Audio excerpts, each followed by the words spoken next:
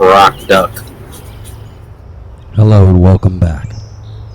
Do you really think there is two political parties? Or do you think there is just one controlling entity and controlled opposition? Let's dive in a little deeper on that one. So here's what I'm talking about. The media is always, as we know, propagandized and controlled. That's not a secret. You have certain stations that tend to lean left. You have other stations that tend to lean right. But what if there was no left or right? There was only one entity controlling both, and they're just controlled opposition to each other. Now that would explain a lot of things, like why the continual divide in America. We will get into all of this and more coming up next. So we have the Democrat Party and the Republican Party, right? The DNC and the GOP. The donkeys, the elephants, and this is how it's presented to the American people and to the world wide. This is what they want to portray as that is who they are, that's what they represent, and the issues they stand upon. They flip-flop, but we'll get into that later. Now, oddly enough, it seems every great leader that the Republicans seem to hold dear to, Reagan, Trump, right, all seem to have a background of being Democrats. And it's interesting and ironic that that's the case. So, was there any real Republican opposition ever? Because Ronald Reagan was a lifelong Democrat. And then when he decided to run for president, he ran on the slogan, "Make America Great Again," by the way, if you don't know. And he had border issues. He had all the same issues presented now, and I'll get into that later because they never want to fix it. And ironically, Donald J. Trump, also a lifelong Democrat, until he decided to run. So, I've got to ask the question, are these candidates, are these people really Democrats? I mean, really Republicans? Or what are they? Let's look at the current election cycle.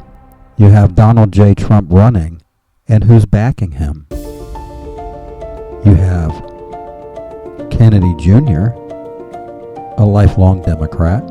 You have Tulsi Gabbard, a lifelong Democrat, recently independent.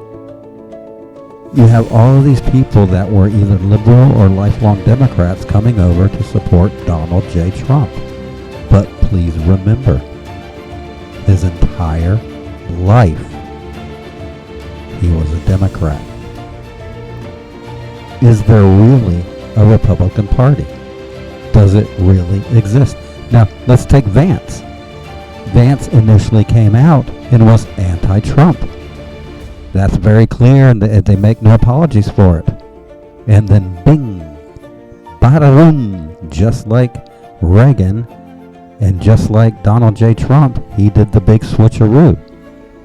Because they need the best of the best to run as controlled opposition. As there always is only a uniparty. The duopoly monopoly, the two-party dictatorship, the uniparty, and that's all that is provided to the American government with the premise that you have two sides to choose from, this or that. Now, where does that doctrine come from? It doesn't come from the Founding Fathers. The Founding Fathers wanted representation, especially in the House of Representatives, one for every 30,000 people, and I've got a lawsuit getting ready to get filed on that because that has been broken, and we'll get into more on that later.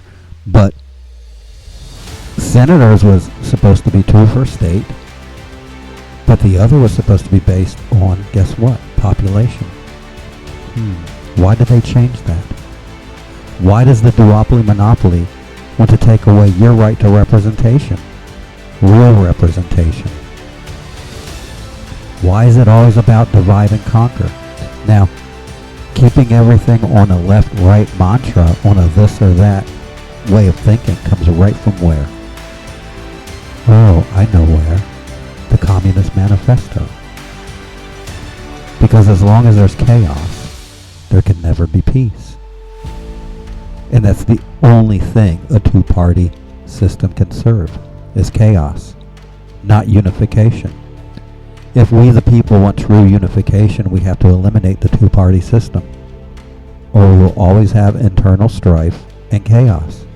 Because the only thing two parties can do is create a divide. Create a line down the middle, and you're either for this or you're for that. Plain and simple. Where's the unification in that?